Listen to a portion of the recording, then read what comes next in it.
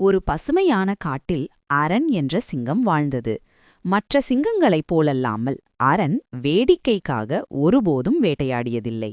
அது பலவீனமானவர்களை பாதுகாத்து காட்டில் அமைதி நிலவுவதை உறுதி செய்தது. ஒரு கோடை காலத்தில் கடுமையான வறட்சி நிலவியது. ஆறு வற்றிப் போனது. மேலும் விலங்குகள் தண்ணீருக்காக சண்டையிடத் தொடங்கின. அரண் கர்ஜித்தது. நாம் சண்டையிட்டால் நம்மில் யாரும் பிழைக்க மாட்டோம். ஆனால் நாம் பகிர்ந்து கொண்டால் அனைவரும் வாழலாம். தன் வலிமை மிக்க நகங்களால் அது பூமியின் அடியில் ஒரு சிறிய நீரூற்று கிடைக்கும் வரை ஒரு குழியை தோண்டியது. குழி முழுவதும் தண்ணீர் நிரம்ப விலங்குகள் மகிழ்ச்சியடைந்தன. அரண் இரவும் பகலும் அதை பாதுகாத்தது.